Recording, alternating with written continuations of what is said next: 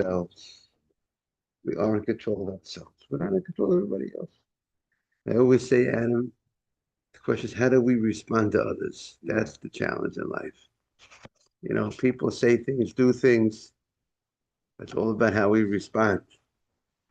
Right or wrong? It's all a test. Everything, life is a test. But I have another line, Adam. Life is opportunity. Yes. It's an opportunity to pass the test. To pass the test. Okay, we are on 40. If you want to send to the group, we are on 40B. We are 40B3. Wow. We're moving a little bit here. I think we're still on 40B2. 40B2. Shemen Mahu the Tanakama, top of the page. Shemen Mahu the Tanakama. What's the status of oil according to the Tanakama? So let's give a little backdrop where the Gemara is coming on today that we're asking about the Tanakama, which is the Tanakama.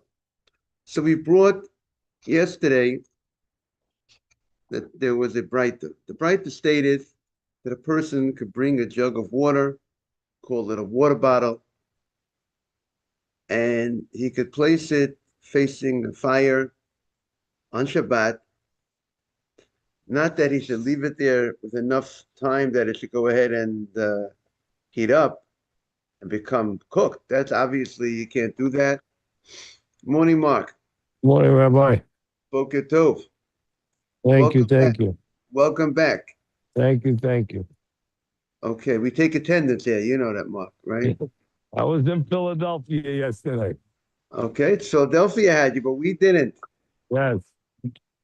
Okay, you're spreading your wings. Okay, so the Gemara said yesterday that a person could take a jug of water, bottle of water, on Shabbat, place it opposite a fire, but not to cook up the water. That obviously would be a big problem to cook the water on Shabbat. And rather, you could leave it there with the ability that it should take off some of the coolness of the water. Say the water was pretty cold, and you didn't want the water so cold on Shabbat. Like we said yesterday, some people don't like cold water, and you can leave it there. And some commentators explain that the place that you're putting the water is a spot that does not have the ability to ever heat up the water to cooking point. But you're placing the water there in order to take off some of the chill of the water, and that you could go ahead and do. That's the first opinion of the Tanakama. One more time? You could take a bottle of water, Yeah. and there's a fire. Let's say there's an open fire that's heating the house. You have fire that's heating the house, let's say. Or so let's say you have a fire that's heating the house.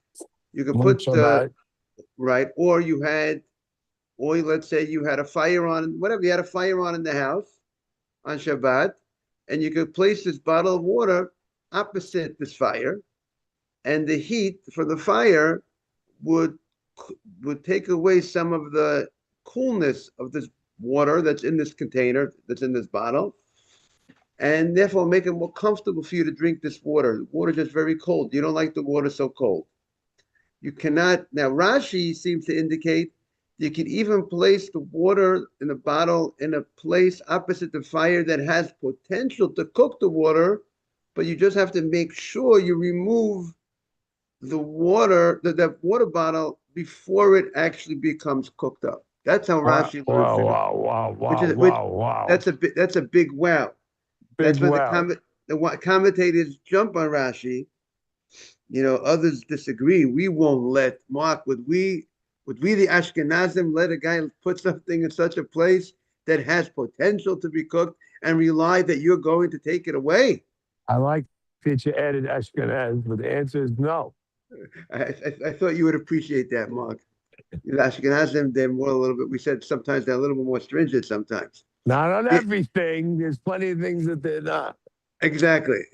But on this they are.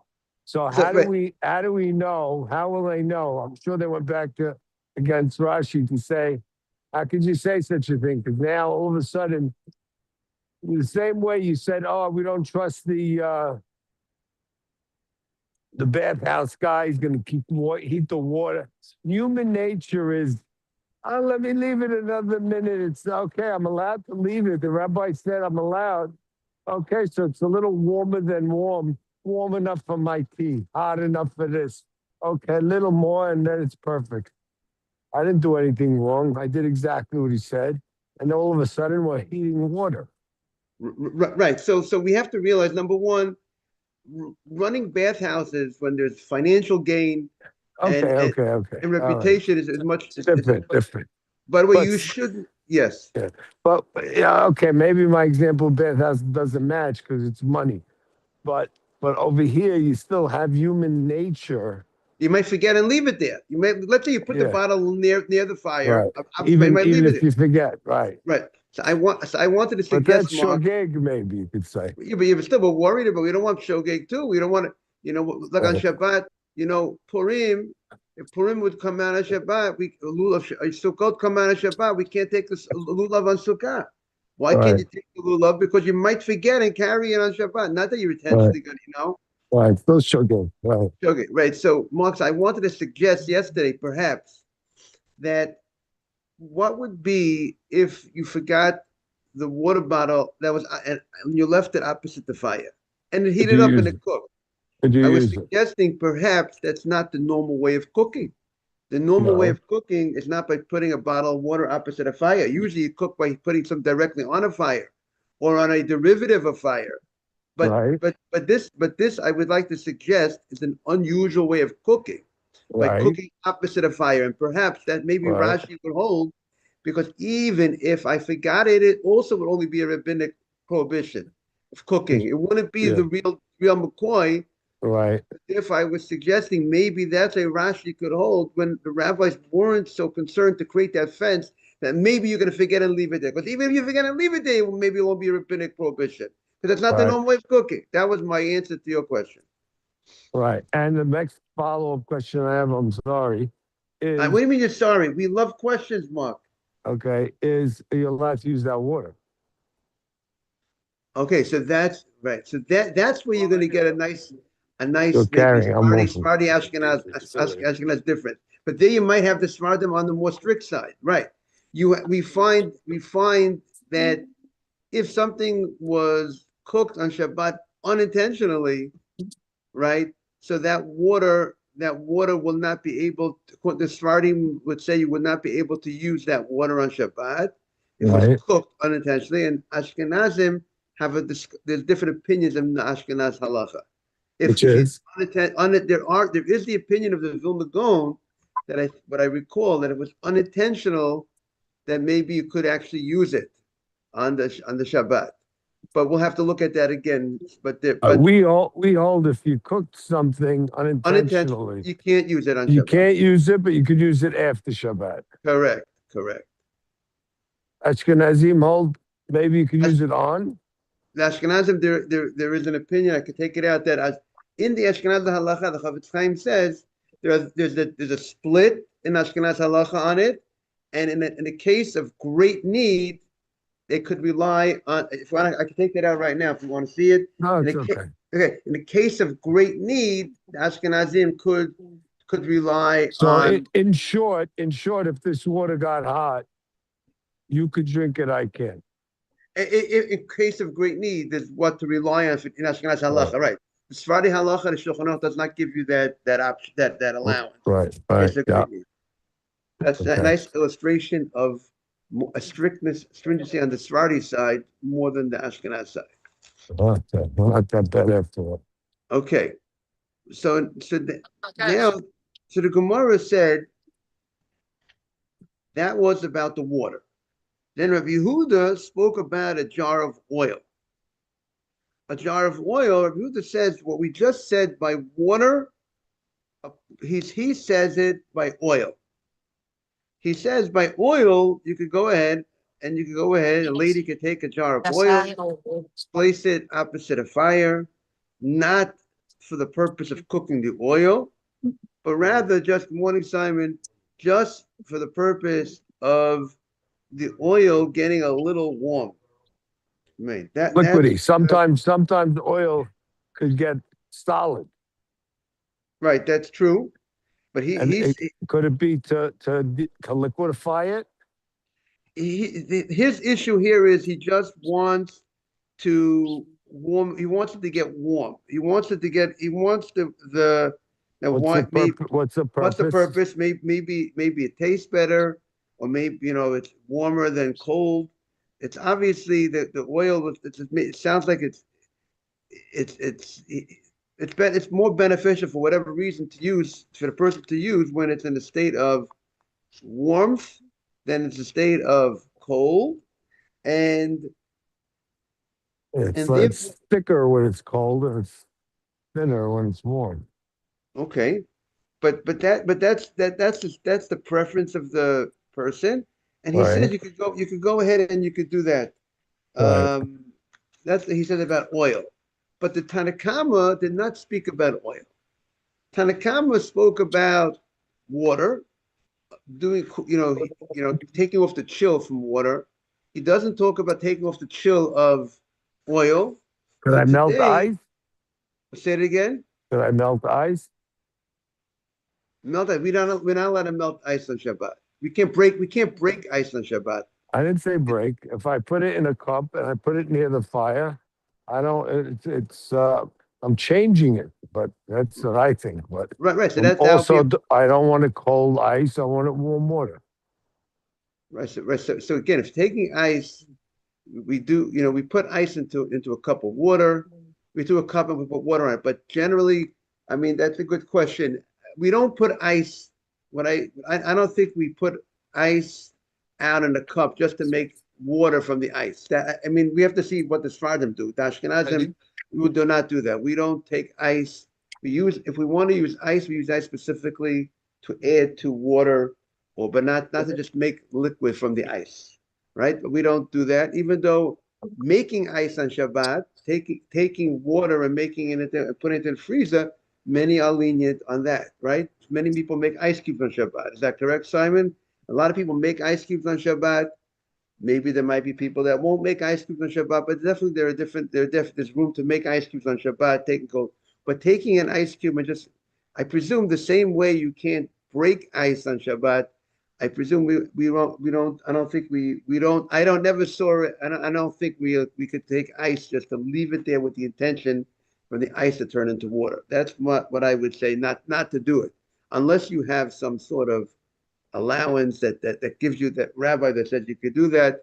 I would say not to do that. But here we're talking about oil, and the question is, and again, obviously, and the question is, can you go ahead and take the oil according to the Tanakama? Shemen mahu l'Tanakama. What is the law regarding oil? And we're going to see what the discussion. Why should oil be different? Should oil be more strict, not more strict than water? Right? The rabbi, the Tanakhama, the first opinion allowed you to place a bottle of water facing a fire. Right? What will he say about oil? The second opinion in the Gemara, the Rabbi Yehuda allowed oil. What does the first opinion say about oil? So and there's a third opinion about oil that says you can't put oil opposite of fire direct. You can't put oil opposite of fire. So what is the first opinion regarding oil? Shemen ma'u l'tanakama. So Rabbi of Rabbi Yosef, so the Gemara says there's a split. Rabbi of Rabbi Yosef, the Amrit Havayu lehetera. Both Rabbi Simon, we are on 40A, 40B2, towards the top of the page. Now, like the third paragraph, Rabbi of Rabbi Yosef, 40B2. Rabbi of Yosef, Damrit Havayu, they say lehetera. They say you could go ahead and do it. You could go ahead and put oil facing the fire, opposite the fire, as long as it's not going to heat up to cooking. You could go ahead and do it. However, Nachman bar Yitzchak says that it is forbidden. You cannot do that. And now the Gemara is going to explain. Rabbi Yosef Damit Havayla Teira. Rabbi Yosef that says that he could go ahead and place this oil opposite the fire. They say shemen. Listen to what they say. Shemen afal pi shehayas. So let this go. Mark, we set you up a nice shop over here.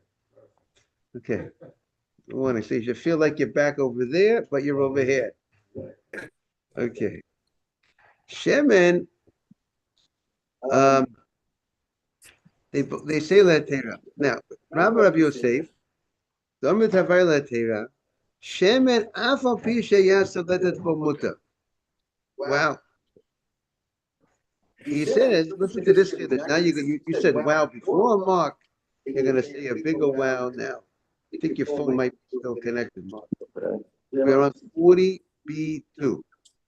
First column. Rabbi Yosef. About 10 lines or so from the top of the third paragraph.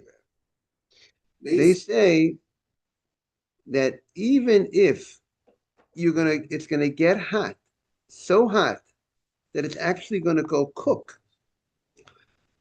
That it's gonna be so hot that if you touch that oil, you're gonna move your hand back because you're afraid your finger's gonna get burned by leaving it there. If it's too hot, like a coffee, right? So coffee, if you put your finger in, you can't keep your finger in it. You have to move it. That's called that means a sign. It's like a boiling type of point. So even if the oil gets so hot, it will be permitted. Why? What's the reason for that? Why could you leave oil there that it can actually cook up? Meaning it's even more, meaning water, you can only leave water there as long as it doesn't reach a level of cooking. But when it comes to oil, you can leave oil even if it's going to be heated up to the level of cooking. Why? Because oil, the oil is edible raw, olive oil, right? It's edible raw whatever you can use it for salad or whatever you're going to use it for. And now the improvement that's being made through the cooking, this is how some explain, such a minimal improvement that's not cooking. Meaning when you go ahead and you take water and you go ahead and you cook up water, so the cooking of the water is a great improvement to the water. It's a total different improvement. Hot water cooked, and water raw, it's not cooked, is a total different game. Everybody, but the benefit of the cooking of the oil is very limited to what you gained from the before to the after. Put cooked oil on my vegetables. It's a very different thing to put cold oil. You see, so Not to cook my vegetables. Obviously, you cook the vegetables. You might be cooking them by second hand cook. But nonetheless, if I put hot oil, if I put cold oil on salad, of course, no problem. Now I cook this oil. Right. It's boiling. right. We see oil boiling is when you fry food, right? But we're not going to put any food in the pot because now it's obviously cooked. If I take that oil Right. and I put it on top of the potato, it's nice like that. Yeah, but what about if you would have got it warm without cooking? Did you need it to get that great benefit? You might not need the cooking to do the deal. No, the question is, You might better? warm. Yeah, but the great improvement. The question better is there a significant improvement by the fact that it was cooked, or that improvement that you're talking about? But your cooking maybe the improvement might be just getting it warm. Maybe a great enough improvement in the oil. You might not need it to get it cooked. So, but to be obligated for cooking on Shabbat, it's the cooking, the act of the cooking has to be. We're going to see maybe that some will say that just making it warm will be like the cooking, like we're going to get to that possible position also. But generally speaking, warm is not cooking. So making something warm is not cooking. So even if there's a good, nice benefit when it's warm, but that's not cooking. So therefore, what you did by cooking did not really, the cooking didn't really do an act, a significant act, as to be violating Shabbat by cooking has to be that the cooking is really doing something. So therefore, Rabbi Yosef say it's mutar because Kesava Tanakama Shenman Ein Bo Bishum Bishul. Oil, it's not subject to cooking. It's not subject to cooking. Because why? Because like we said, because oil does not need cooking. Now, this is one way to understand it.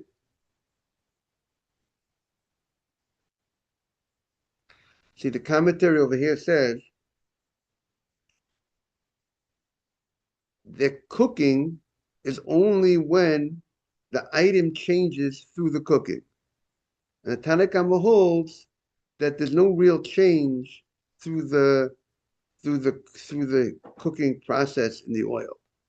The way I explained it is what I saw in the other commentary. This is one sefer. The other sefer I saw is that the improvement is so insignificant because they quote I think they quote a Rambam. Am I allowed to take hot water? Yes, Have hot water in, right. and although I use third.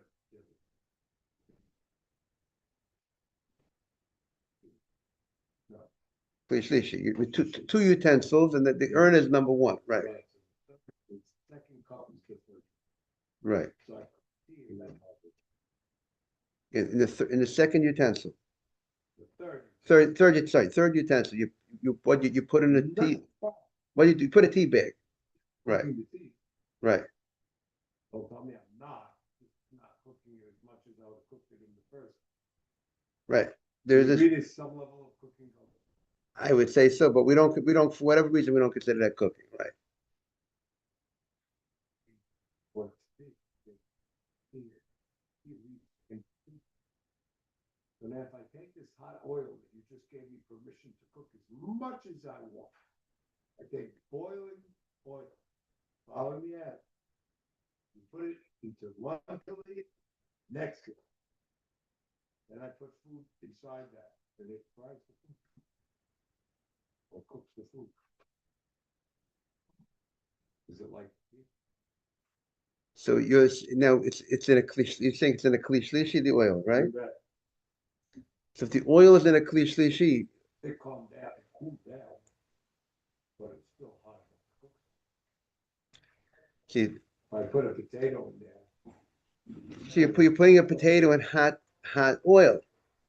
So now the question is, what's the difference between putting the tea bag in that cup of water or tea bag in oil? You want to say maybe oil should be different, Well, according to what we all right now, right? oil is less. Yeah, but again, we're talking about oil. What we're talking about now is that the idea of cook. We're not talking about the ability of oil to cook something else.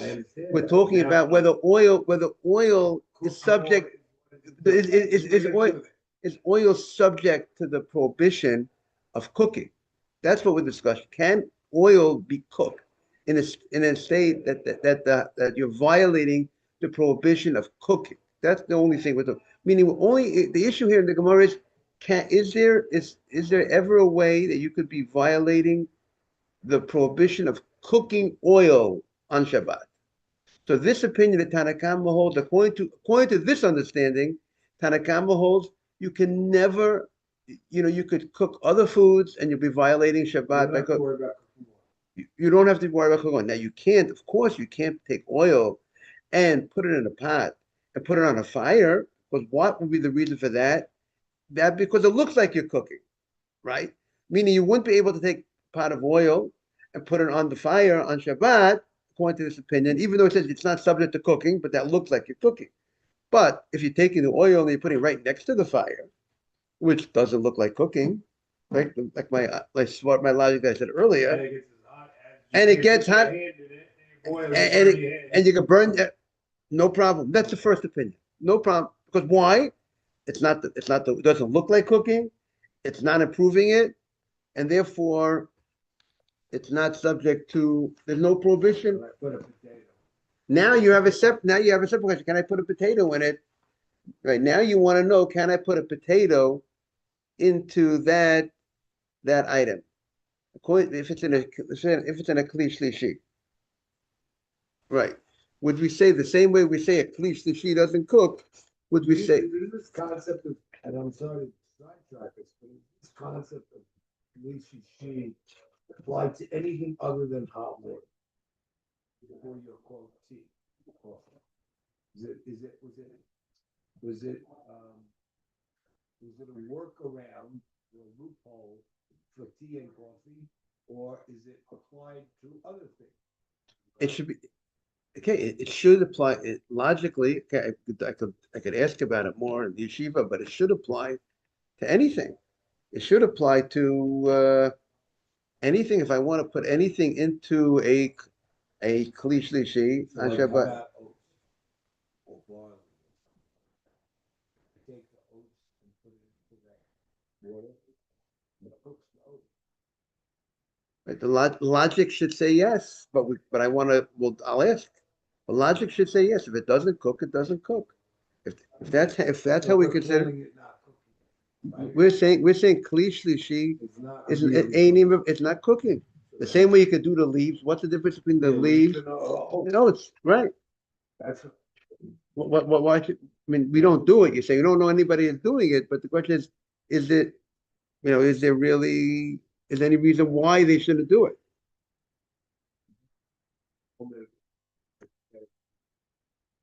And you want to, and then if the oil's in a kli shlishi, so you want to say, what should there be any problem with putting in a potato in that oil? That's your question.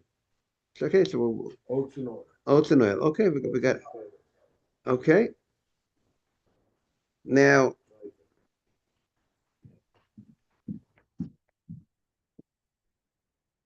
see, they quote the Rambam says, if you cook something that does not need any cooking, you're not in violation of Torah law. You hear the language? If you cook something that's edible and it doesn't need the cooking, so then they ask the obvious question. The Chafetz Chaim says that that's only something that doesn't really get any real benefit as a result of the cooking. Good morning, Rabbi Mansour. It's only something that doesn't get really but fruit or other things that are able to be eaten before you cook, but they improve with the cooking, then there would be a biblical violation. So even the Rambam that says that foods that don't need cooking are exempt from Torah violation of cooking. And the Maggid Mishnah says, how does the Rambam know a food that doesn't need cooking? And if you cook that food, do not violate the Torah's prohibition. He gets it from this opinion of the Gemara. It says of oil, that oil doesn't need cooking, and if you cook oil, he says it's not a problem. There's so many things we eat that don't require cooking that you could heat them and then.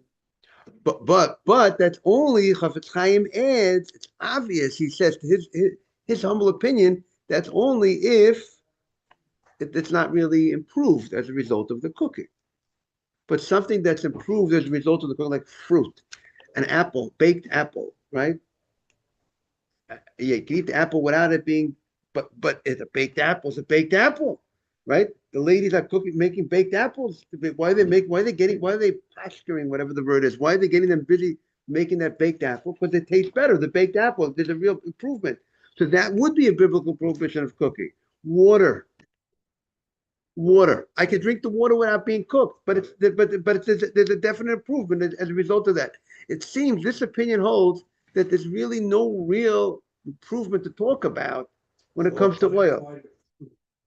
Doesn't have it approved. It doesn't have an approval in the cooking. If you went in and you cooked it, you would not be violating the Torah prohibition, but you might be violating rabbinic prohibition. What?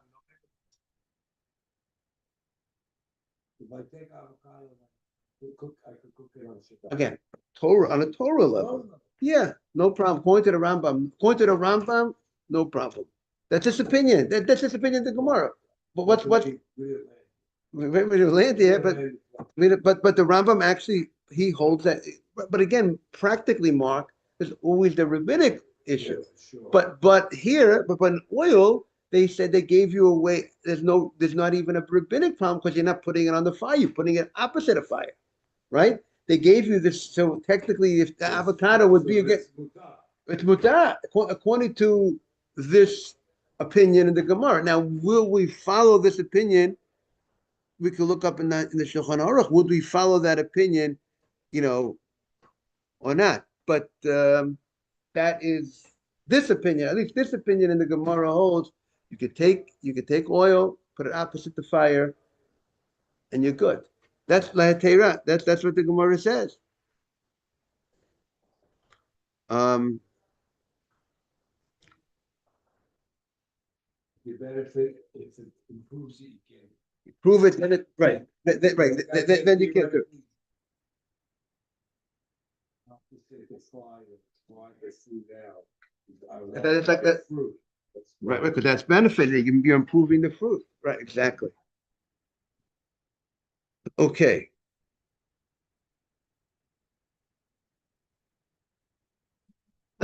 So the Gemara says, "Shemen afal pisha yasalezbo muta." Muta. It's amazing. Even though it's gonna be cooking the oil because he holds that's not Savatana kama shemen ain't bo mishum bishul. Shemen is not subject to the laws of cooking. Now, for Oti Rabbi Yehuda Lemeima, and Rabbi Yehuda says, Shemen yesh bo mishum bishul. And Shemen, Rabbi Yehuda, right, he said you can't go ahead and leave it there that it should get cooked. You can leave it there that it can get warm. That you could do. Vev shero, and warming oil, lo zeh bishulo. It's not called, we don't consider warming because you might say the warming is like, maybe that's the end game. Maybe it's like improvement. You finish the product. Maybe like you're making a product by warming it.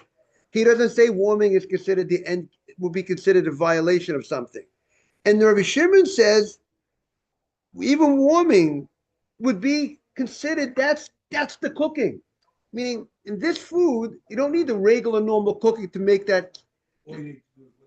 Look right. So if you warmed it up, you improved it. He considered that improvement, and he said you're already in violation. It goes total opposite end. He says, when you have oil and it's cold, put it in the refrigerator, cold. Right. It becomes soft. Right. No. Yes. You're right. So now right. Now here by warming it up, prove it. Right. And that's what he says. I don't need to get it to boil. Right. And that's a problem. right. He says that'll be a biblical prohibition to go ahead and actually reach, at least it'll be called cooking. Now, whether being opposite of fire, maybe that's unusual or not unusual. We'll see how he looks.